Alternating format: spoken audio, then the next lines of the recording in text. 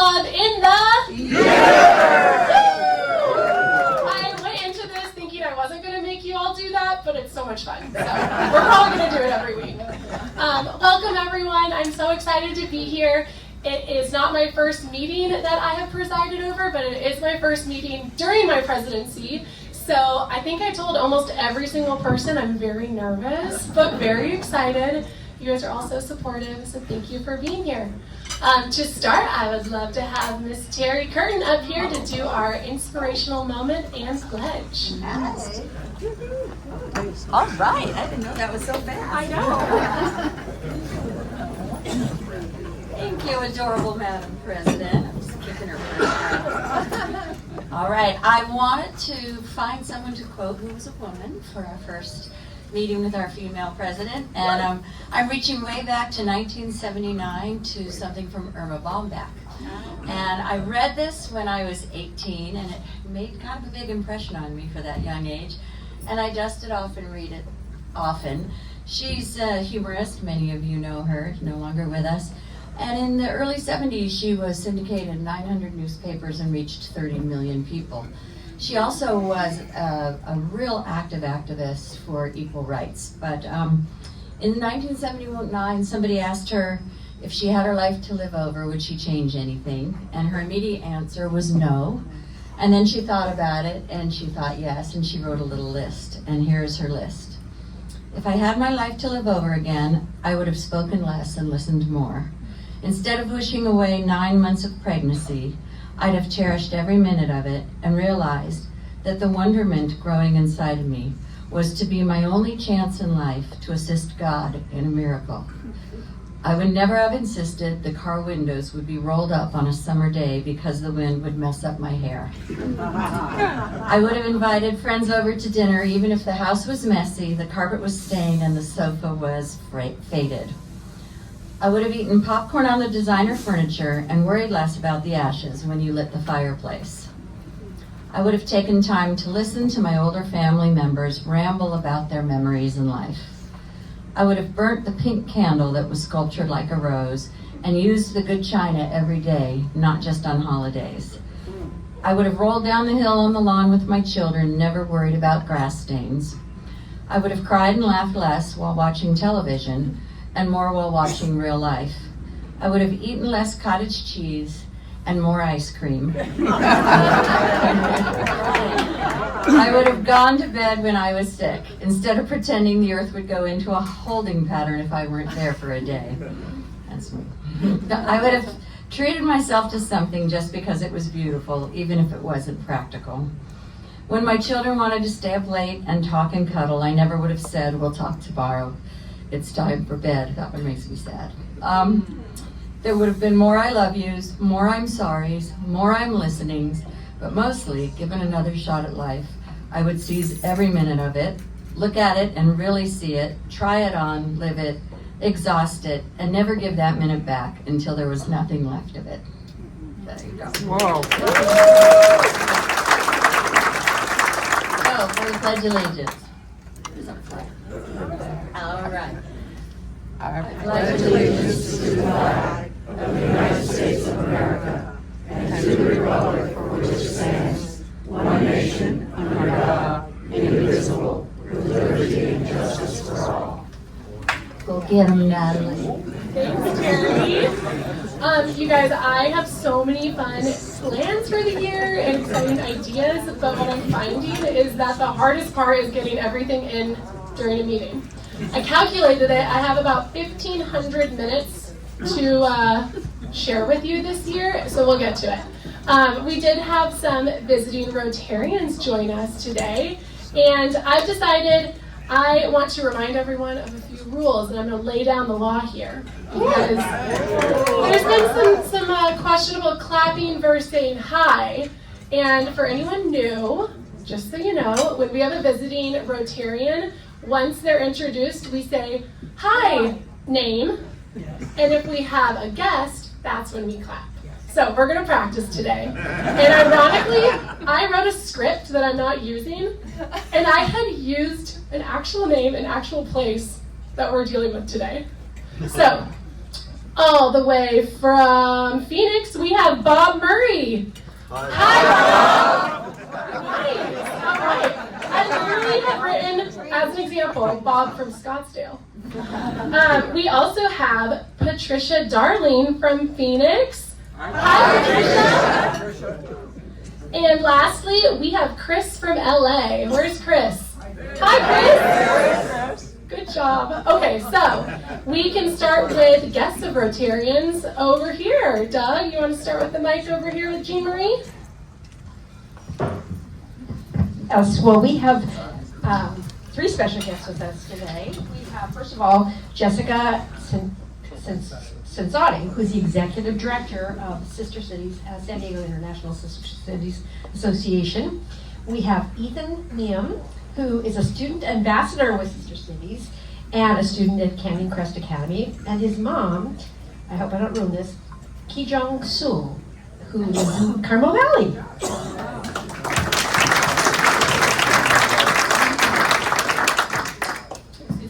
Madam President, you look beautiful up there. Welcome.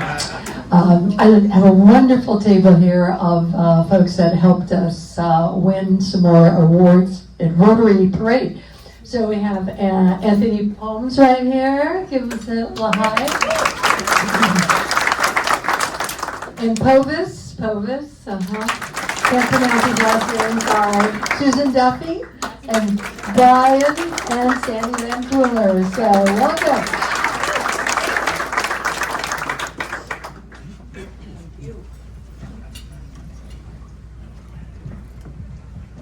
Well, President Natalie, fellow Rotarians and guests, first of all, I want to introduce Chris Jones. He is my special guest today. Chris, just stand up and wave, please. He's tall, you know. So. And he's got his shirt on. How about that? Yeah. And then I want to introduce, he's not a visiting Rotarian, but Mike Burke is back here today. So we haven't seen Mike in a while, so we need him. And, oh, by the way, I have my beautiful bride, Susan. Thank you. Good afternoon, Madam President, fellow Rotarians and guests. What's better than one president, female president of a club, but a second one? My wife, Peggy Duncan, president of Focus. I understand that introduction is going to cost me some money, so I'll let her talk for a second. The non-Rotary announcement costs money. I know, and I thank you for giving me one or two of your 1,500 minutes. One? So one thing I've noticed about Rotary in general and this club in particular is that Rotarians have at least two things in common. One of them is a heart for service, and the other one is a heart for having a really good time. And I know a lot of you here have already figured out that a good way to do that this summer is to join us at our August 2nd Focus Gala fundraiser that's coming up on the USS Midway. A lot of you here are already going. I say a lot of amazing Focus people here, former board members, current board members, donors, supporters, and I thank you all.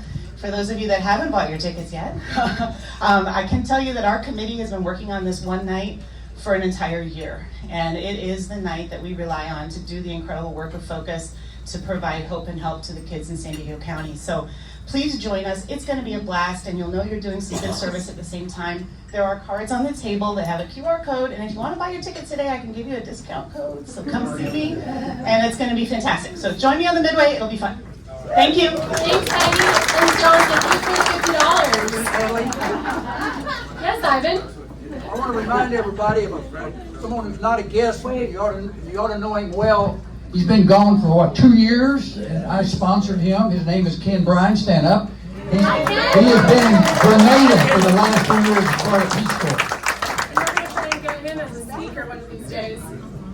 Okay, we got that through. All right, can I please have Stephanie and John up here to talk about something that is incredible and makes me feel so much better going into this year. They have raised so much money with the Low Tide Ride and Stride, and they have a few minutes to talk about that. I'm so excited, I'm starting to sweat. Yeah, like 2 minutes. Oh. Wow.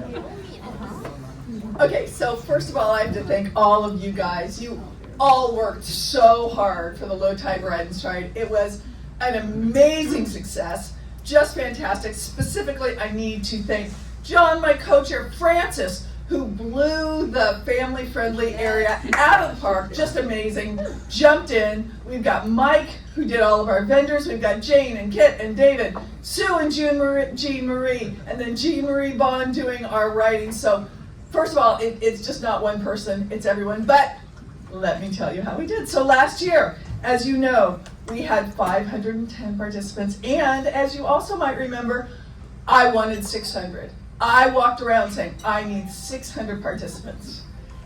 We ended up with 734 participants.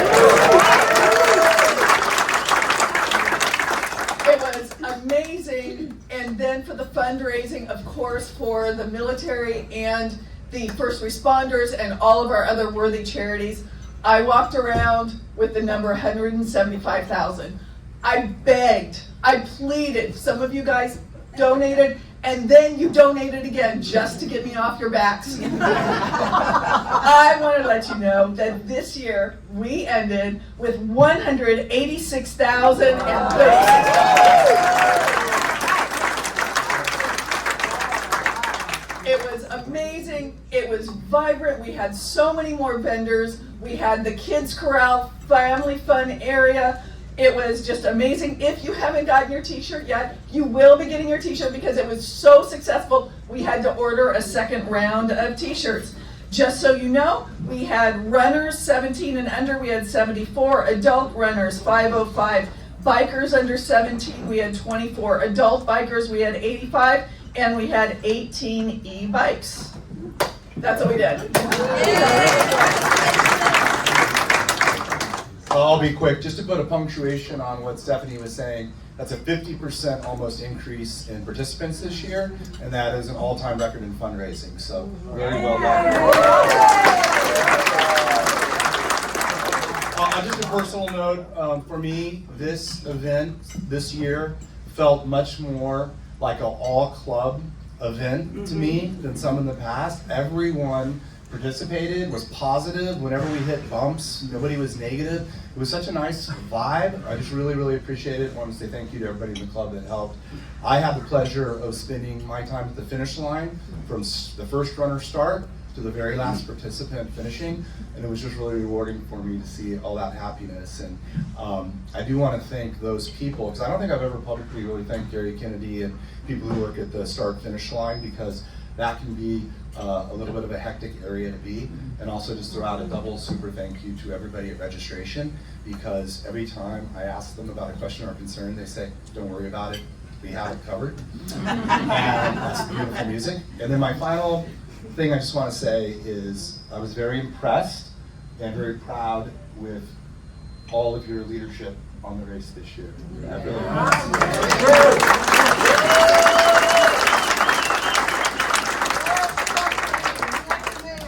Thank you both so much. It kind of feels like a council meeting because Mark Fleming is up to talk about 4th of July.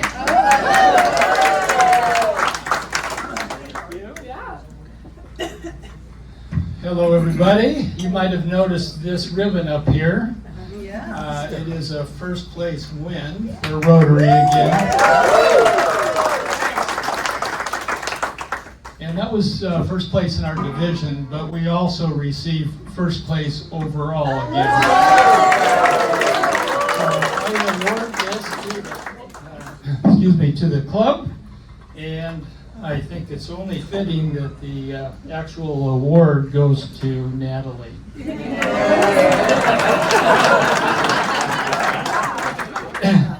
I want to real briefly identify that the theme of the parade this year was Stars and Stripes. We worked on melting that into our float, but we were also celebrating the 100th year of anniversary of the Rotary Club. Included with the parade, and I may miss a couple of things here, there was so much stuff going on. We had the float, we had the truck pulling our flag trailer, we had Statue of Liberty, our very own President Natalie, we had Uncle Sam, we had low tide ride and stride reps, MASH nurses with their Jeep, and costumes, yes, we had patriotic golfer, We had a banner recognizing our 100th year that was being walked along the parade route. A banner recognizing our support for foreign exchange students. We had all 8 foreign exchange students involved, helped with putting together the float, and participated in the parade, which was wonderful. We've already recognized the Warrior Foundation. They were actively involved again this year. A huge shout out to them. And it's Povis, right? Won 2nd place in the bike division with no tie line stride. Excellent. And we had the beach cleanup crew picking up horse excretions. And if I missed anything along the way, I apologize. Could everybody that participated in one form or another with this 4th of July Float Committee, including on parade day and the committee meetings and everything, please stand up. I just think it's important that everybody gets some recognition. Thank you all. It was definitely a team effort, and appreciate it. And a special shout out to Fred Eckert. He was a huge help with this. He's homesick right now, couldn't be here, but it would have been hard to do it without him. Mark, one other thing was a first. Frank Spitzer sat in the right seat of the flag truck pickup for the first time. That's the first time I had somebody in the right seat.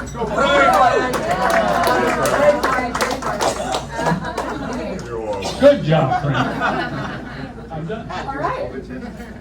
Thank you so much, Mark. You put a lot of effort into that, and I was a little nervous because, I mean, big deal coming into my presidency, and we've always won first place. Like, I would have been mortified if we weren't. So I did think, okay, we should probably bribe the judges a little bit. So I thought maybe we should show a little skin, and there was someone who helped out with that. I know Mark and the committee worked really hard, but I'm pretty sure that's what won. A couple other things that happened last week. We had a group go down to the IB food pantry. We played and lost in lawn bowling, and I have to go give a check to the Optimist Club tomorrow because of that. So let's, we're gonna work on it next year. We can win, for sure. The Optimist Club is donating our $250 back to the IB food pantry. So when you see your fellow Optimist people at your club or out and about, please thank them for that. Let's see. Can you go to the next slide? Oh, we have our beach party on Saturday. So if you guys want to come, it's going to be a lot of fun. You can sign up or you can just show up. We have about 100 people coming. It's going to be really fun. Hope to see you all there. I've been pushing this for a while, and I know there's going to be some fun, but no glass. Please, no glass. No alcohol. No glass. Okay? All right, can I get Jane up here, please? Jane, where are you sitting? We have a very special presentation, Crown Fellow recognition. Thank you so much, Jane, for doing this every single year for us and putting it all together. Very special moment. Thank you.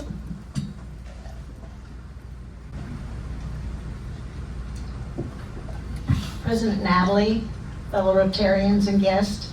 Today we're going to spend a few minutes talking about our endowment, and also we're going to be recognizing 3 of our Crown Fellows.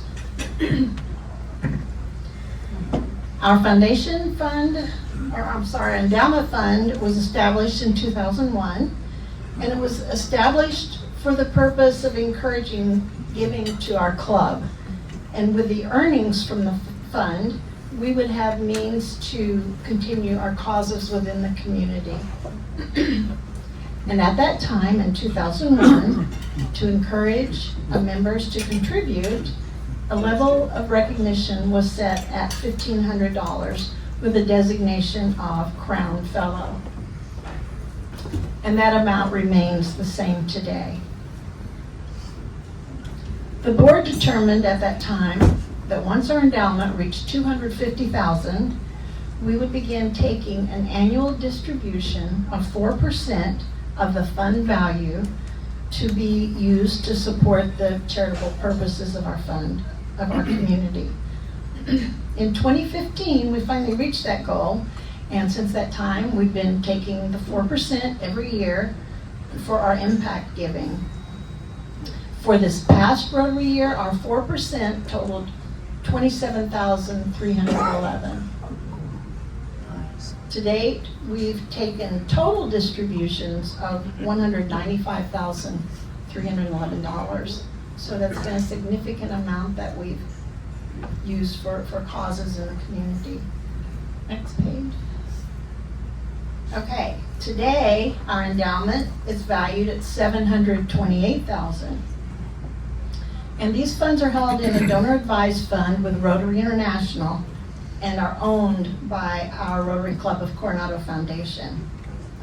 The fund continues to grow with direct donations from our club's members. And also a portion of the proceeds from our fundraising events is contributed to the endowment fund each year.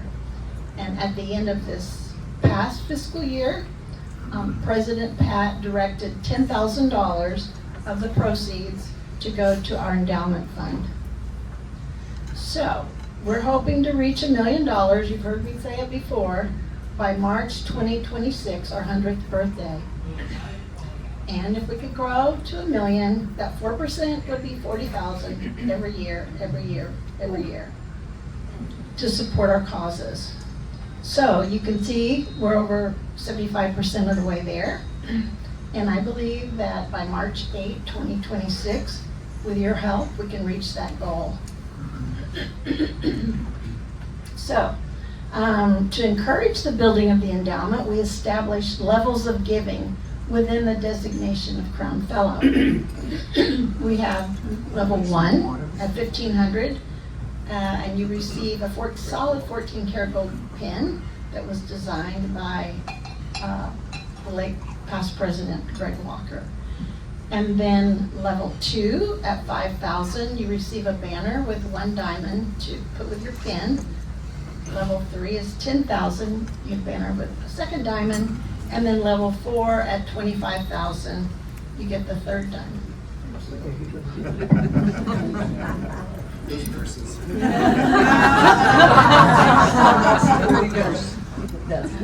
Okay, next page.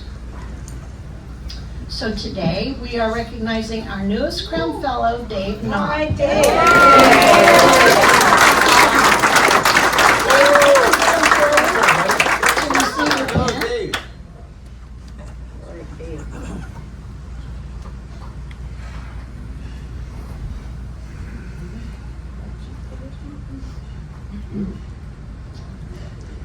Okay, congratulations.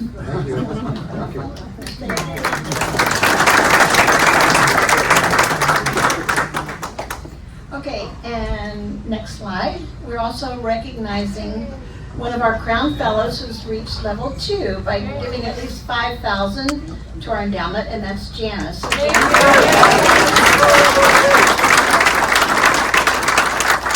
and Janice receives the banner with 1 diamond. Thank you. Thank you. Okay.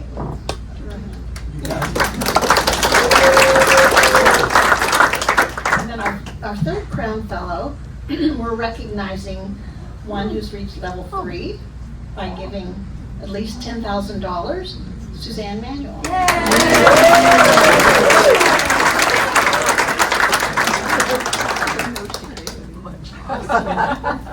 Thank you, Suzanne.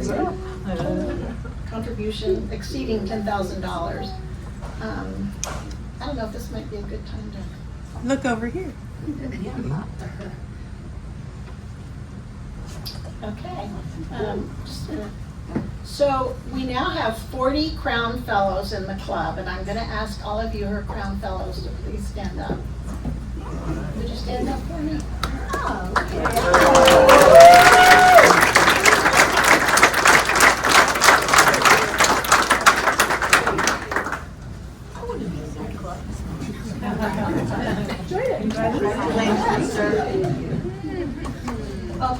these are the Crown Fellows, now deceased, that have helped us build the endowment fund over the years to what it is today. And it's not only the Crown Fellows who've helped us build our endowment. It's also many of you who have contributed over the years, but just haven't reached the $1,500 level to be recognized. But I thank all of you for your contributions to the endowment fund. Next slide. So for those of you who might be interested in contributing to become a Crown Fellow, there's no minimum. You can make a one-time donation to reach a particular level, or you can choose to donate over a period of time. And it is cumulative, like the $1,500 that you might, or building up to 15 to become a Crown Fellow, is applied to the next level. So if you've reached level 1 at $1,500, an additional $3,500 would put you at level 2 or $5,000. So, and ways to donate would be a check to the Rotary Club of Coronado Foundation with endowment fund in the memo section. Debbie or Helene could run a credit card. The easiest way is go to the website to click the donate button that's designated for the Crown Fellow Endowment. So I just want to say, let's meet our $1 million goal this year under President Natalie's leadership and the year of our 100th birthday. We're 3/4 of the way there, so thank you. I heard some people saying they wanted to join the club, and now you know how to. Okay, with that being said, it is our 100th birthday, and I already made you guys say greatest club in the universe. I made you say hi to all of our visiting Rotarians. I have one more thing. We are working really hard on our PR this year, meaning videos, pictures, Instagram, Facebook. So today, to kick off our 100th year, I'm going to have everyone say happy birthday, Coronado Rotary. All right, and we have Nadia who's going to do a little video. So on the count of 3, we're going to say happy birthday, Coronado Rotary. Ready? 1, 2, 3. Happy birthday, Coronado Rotary!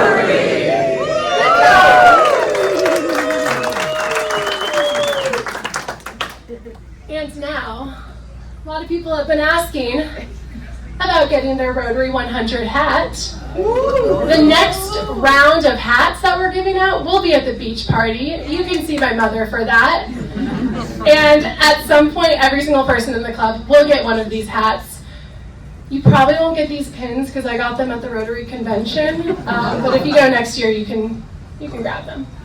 Okay, the last thing I'm going to do before we introduce our speaker is something I've been thinking very hard about over the last year. You know, President Pat did his National Day, and it's always fun to have a little tidbit of information, recognize someone, but I didn't want to just copy him. And Brittany had a great idea that helped me out. So what we're going to do is we're going to go back 100 years ago to see what was happening then. And 1925 was actually a pretty big year. And something that I found out today is that it was the year that the very first version of the television was born. Did anyone know that? Who knew it would someday bring us so much joy, entertainment, and a local celebrity to our club? I don't know if there's someone I'm missing, but the only person I see regularly on my TV at home is none other than John Weisbarth. John, would you come up here, please? For the television recognition, I have a little popcorn bag with some popcorn for you. Oh, thank you. Didn't think you were going to get called out on my first meeting, did you? No, thank you. Great, I'd like to say a couple more. Well, I have a whole minute, so everyone, fill out that membership survey I sent, fill out your planning guide, come to the party, and I guess I'll get to all my ideas next week. All right, thank you so much for being here, everyone. Jeanmarie Bond, would you like to take it away? Yes. All right. Grab all my things here. Thank you. Well, our first speaker of the year is Dr. Michael McQuary. He's an honorary director with Sister Cities International in San Diego.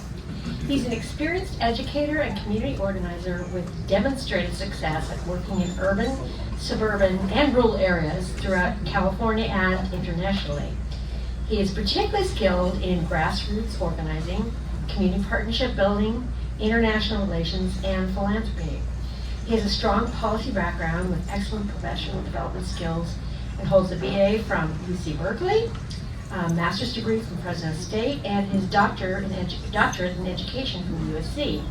He currently serves on numerous business, education, community outreach, and cultural affairs boards. And today, what he will do, he will speak about San Diego International Sister Cities Association, which has a 65-year history of creating friendships with cities throughout the globe. Dr. McQuary.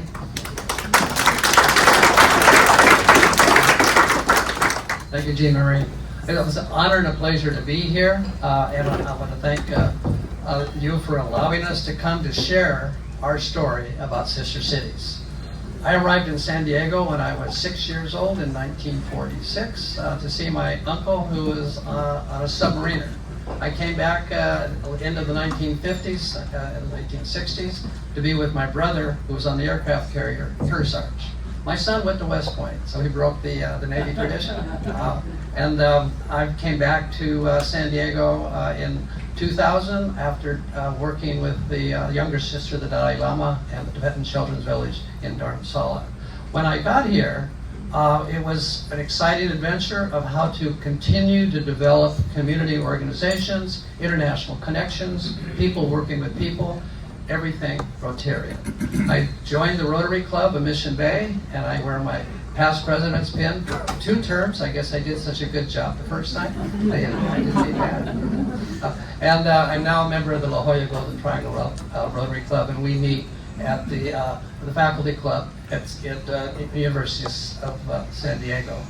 We have Interact clubs and we have Rotaract clubs, and where we have our Rotary clubs, we also have Sister City partnerships.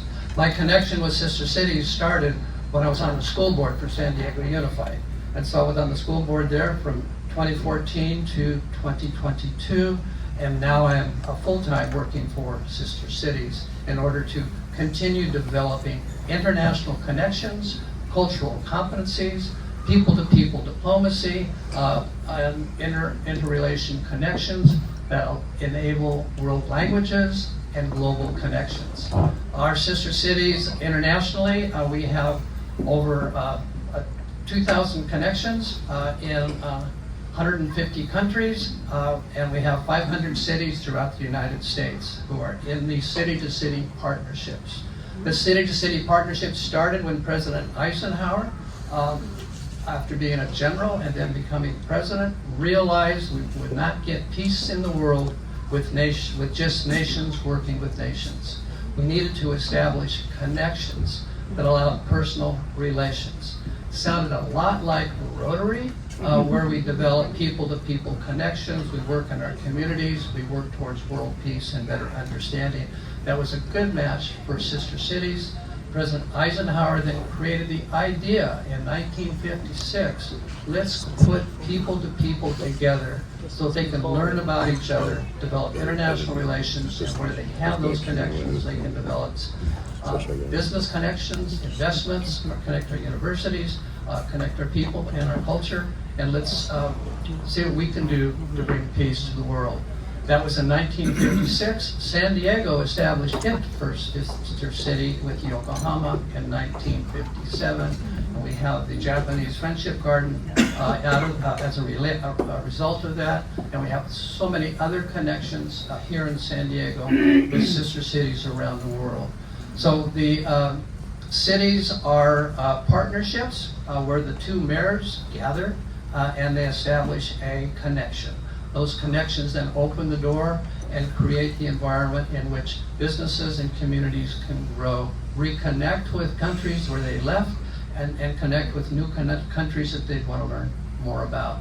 In San Diego, we have gone from that first sister city in 1957 to where we now have 16 sister cities. We can do the next slide. Which are in all continents except for Antarctica. We're negotiating with the penguins. We think we have an open door with Scripps Institute in Oceanography, so we hope to establish one there. So our very last one was in Panama City, and in between we have the 16 sister cities and 8 friendship cities. A friendship city is a connection where you're beginning to learn about each other. That's kind of like an engagement. And then if there is sustainability and it does work, then they move to the marriage, and it's a lifelong marriage and relationship. And we then have gone from 8, we have 8 friendships and 16 sister cities, and a lot of other countries and cities that want to work with San Diego. We understand that Coronado did have a connection with St. Petersburg, and Mayor Duncan would love to talk with you more about that in order to see what we can do to connect our schools and our cities and our businesses and our ports. So with me are people who have been very much involved in sister cities. We have Jessica and Evan, who will talk about their experiences in terms of sister cities. So I am the international connection. I'm on the international board. I'm also on the California representative for sister cities, and I also work here with San Diego, and we develop partnerships. Those partnerships are as good as the connection and as strong as the community, and they grow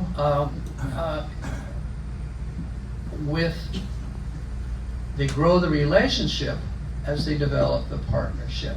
And out of that becomes better relations, a good place to visit, a good place to work, and a good place to exchange students and businesses. So with that, I'll bring Jessica Censotti, who is our Executive Director for Sister Cities here in San Diego. Jessica?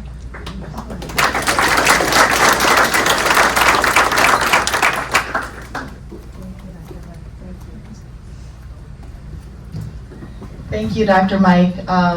Really want to wish you happy birthday. It was recently his birthday, so Dr. Mike has been a mentor to me, and I wouldn't be here without him. So I want to just commend him for dedicating his life to Rotary and to service to humanity and to sister cities. So thank you so much.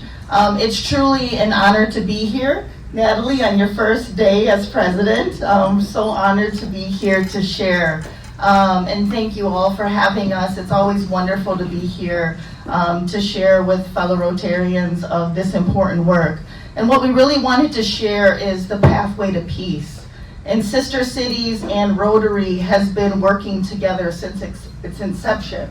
And it's really profound how one partnership, one community, one person at a time, that's how we're creating peace. So just want to commend all of you for the amazing work that you're doing at this club, not only to make a difference locally, but also globally.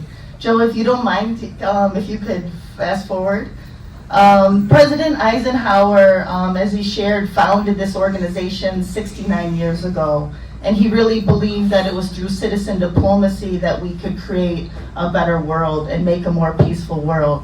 And President Eisenhower, Joe, if you don't mind going to the next slide.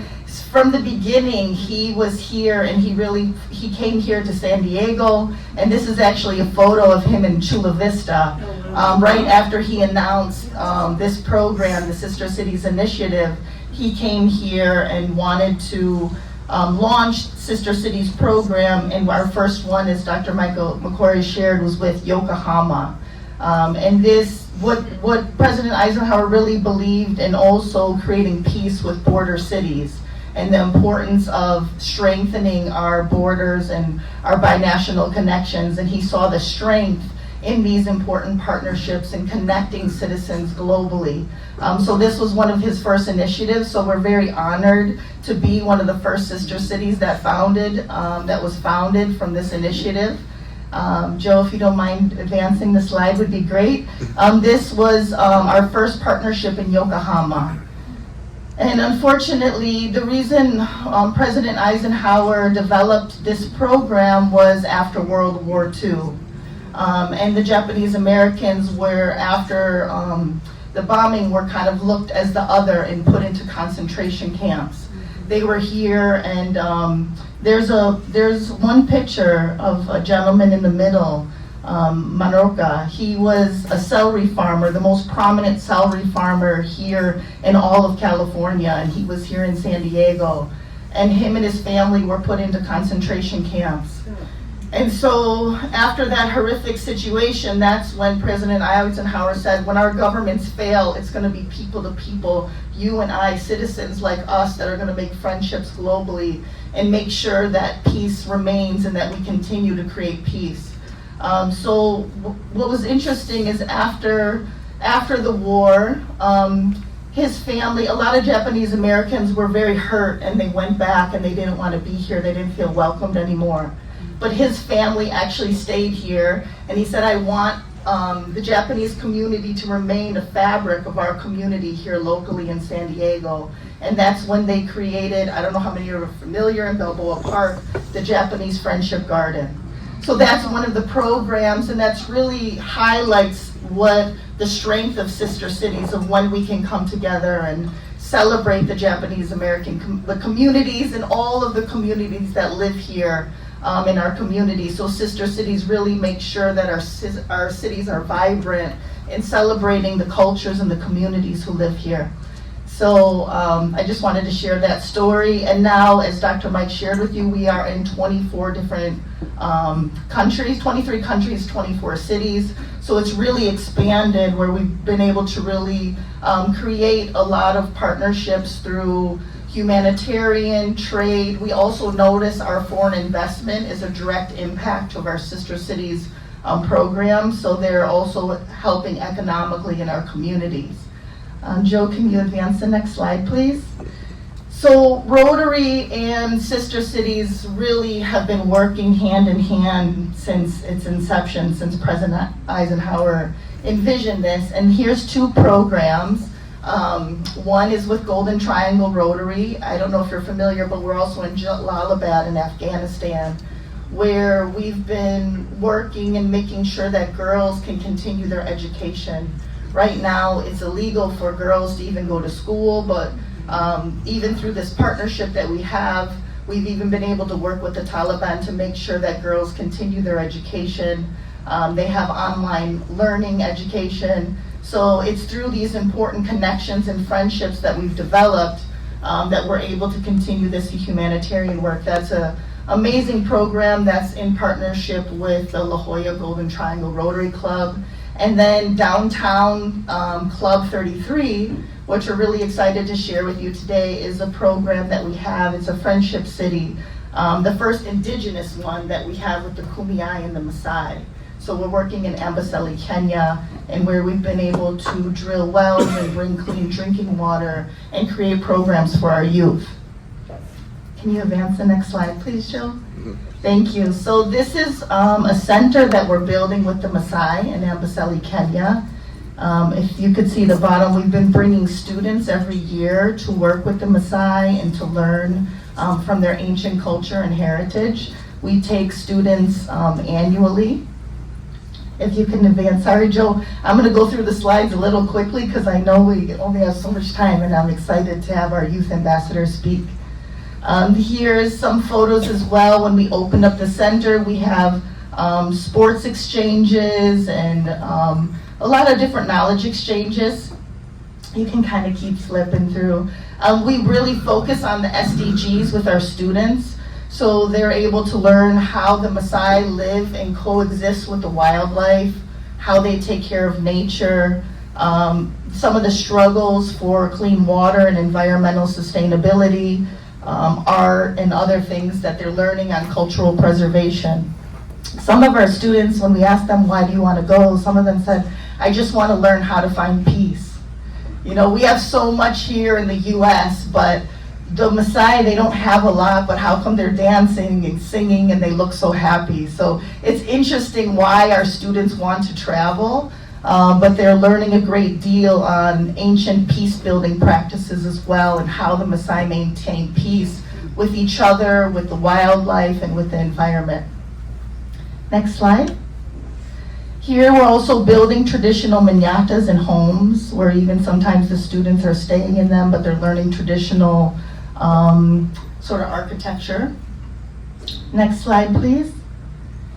We also have a media center, which I want to commend Ethan and his family, who will be speaking soon. They're preparing to bring another 30 laptops. This allows our students here in Southern California to also connect with the Maasai students there, and they can connect and share digitally. It's amazing what we could do using digital technology.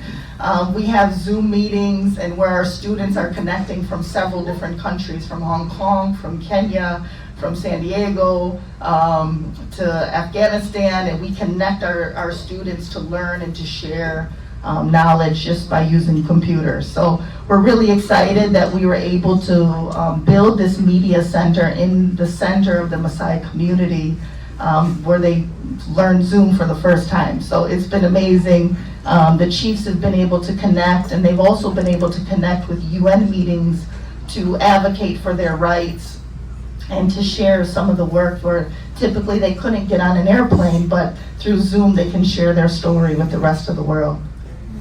Next slide, Joe. The big issue is clean water.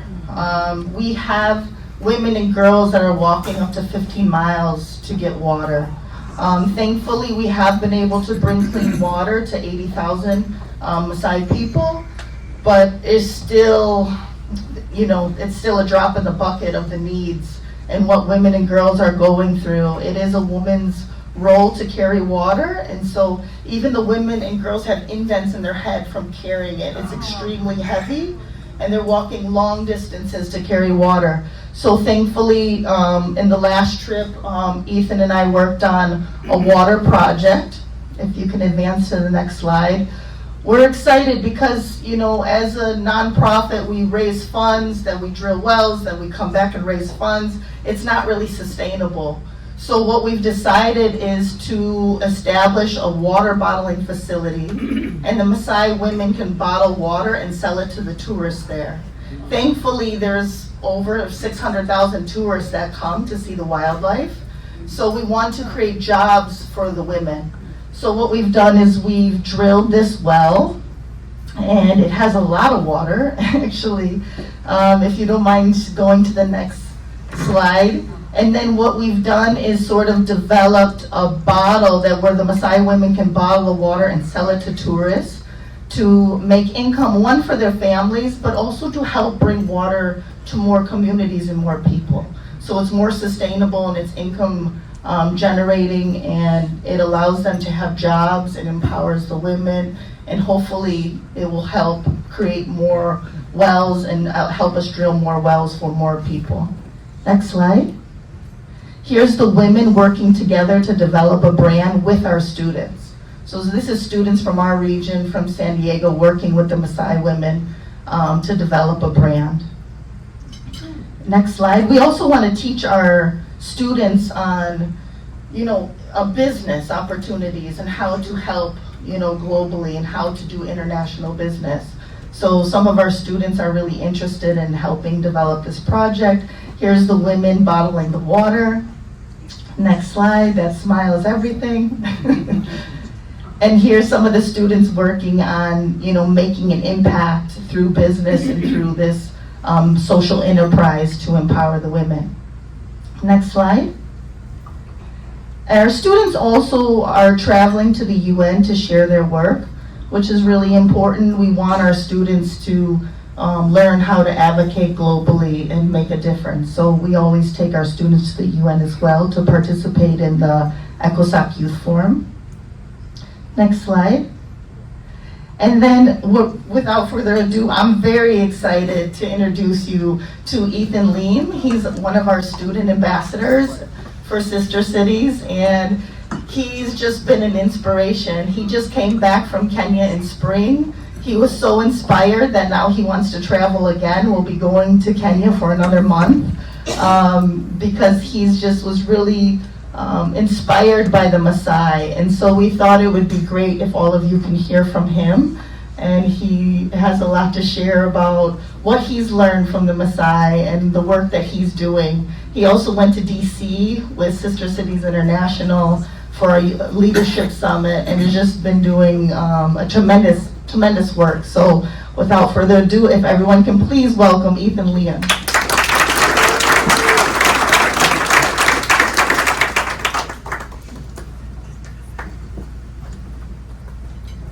Hi everyone, I'm Ethan. I'd just like to first off thank everyone for having me here. It means a lot that I can share this with this many people. And the first thing I'd like to kind of start off with the Maasai is that, as Jessica mentioned, they're living in the Amboseli region, which is a little down in southern Kenya, so on the Kenya-Tanzania border. And the really neat thing about the Maasai society that I'd like to emphasize is that for 700 years, their culture has displayed great resilience in a lot of change that has been going on with the rest of the world. And when I visited Kenya earlier this year, at the end of March, the number one thing I took away from being able to learn the ways of life of the Maasai and how they lived and how their society worked was that they live in self-sufficiency. So if you travel to Kenya and you reside with the Maasai, the first thing you'll notice is that the food and the tools and the clothes that the Maasai wear are all brought to you by Maasai hands. And the important thing about this is that that means the Maasai are wealthy. And maybe this is a little too much for 1 p.m. on a Wednesday, but just bear with me here and let's think about what it means to be wealthy, right? Actually, let me backtrack. What it means to feel wealthy. Fundamentally, being wealthy is having everything that you need and being happy with that. So by definition, the Maasai are also wealthy people. Everything that they own and everything that they use, they're all brought to you by Maasai hands. They're happy with that. And you'll see that when you go and travel and live with the Maasai. But the interesting thing is that when you describe the Maasai, or really just any indigenous society to someone else, oftentimes the first word that comes to mind isn't wealthy. And that's interesting, because why isn't that the case? Because we see here that the Maasai are wealthy people. Why don't we consider them wealthy? And in order to answer that question, if we could go on to the next slide, we can find an answer to that question if we look at Western definitions of wealth, which are the predominant definitions of wealth that kind of govern the rest of the world. And if we take the United States, for example, it's become increasingly normalized to consider wealth and maybe feel wealthy through numbers. So maybe these are numbers in the number of square feet in your home, or maybe these are the numbers in the cars you own, or maybe it's just the numbers of your income or the money that you have.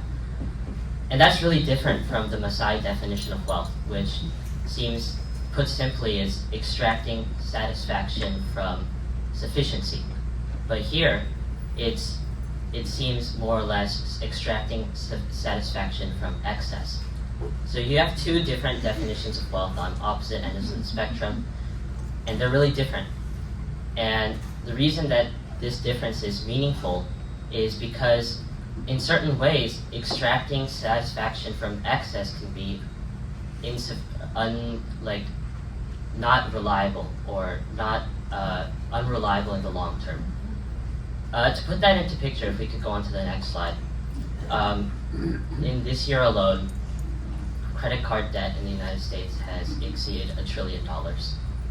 The average American is estimated to spend around $5,000 a month on food, other well-being supplies. Doesn't really matter what it is, but $5,000.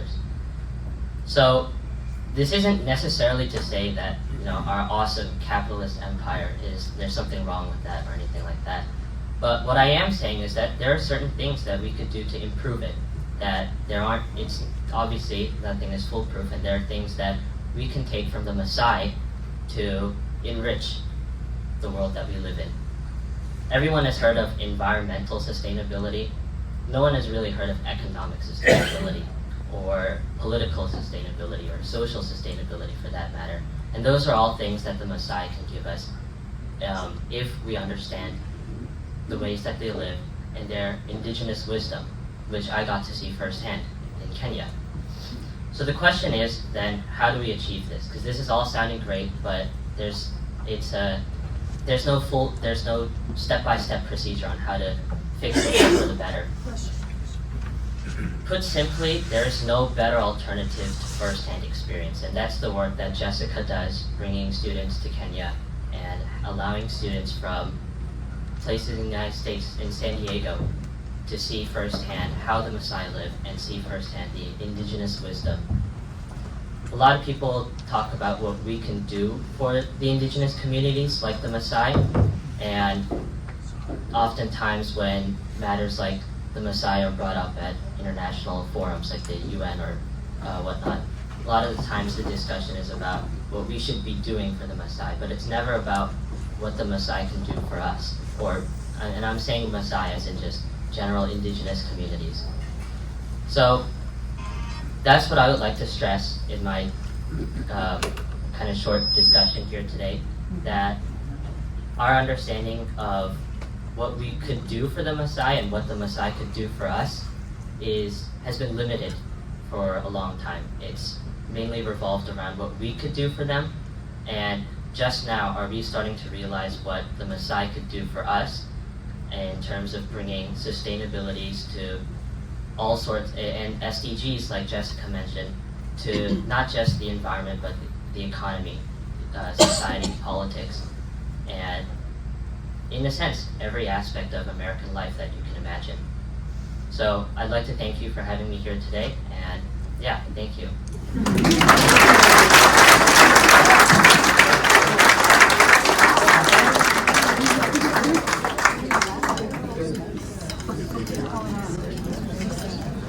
Thank you, Ethan.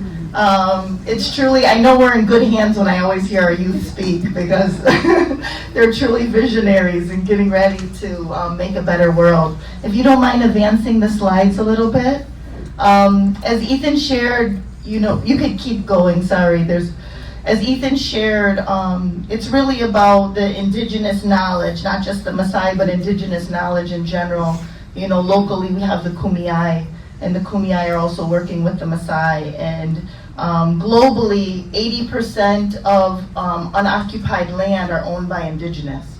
So in order to reach our SDGs, in order to take care of the environment, in order to meet our climate goals, there is a lot to learn from indigenous knowledge. So we're very excited, and that's something that's very important to our youth, is environmental sustainability and taking care of the environment. But we're very excited that Ethan is now thinking about also economic sustainability, and what is true wealth, and what is true happiness, and what is true peace, and how can we learn, and we learn a lot by traveling and sharing. I also want to commend Ethan's mother for supporting his dreams. It doesn't happen without supporting families. So we thank you for allowing Ethan to continue this important work on citizen diplomacy, and also to learn from different cultures around the world through sister cities. So thank you. This is a couple opportunities, just so you're aware. We have study abroad programs that we just shared today about Kenya, but we are in 23 different countries. So each sister city has its own program, and all of them have an educational component to connect our students globally to do this important work on peace building. So here's just a list of different opportunities. Dr. Michael McQuary is also working on sports diplomacy. So if you are interested, we're happy to answer any questions. And then if you can advance to the next slide. I think we're good. I just want to thank you for all of your support, for allowing us to be here, and for building a better world together, in a more peaceful world. Sister Cities really values this partnership through Rotary, and we value all of you and your important work. And thank you for giving us an opportunity to share more about San Diego Sister Cities. Thank you so much.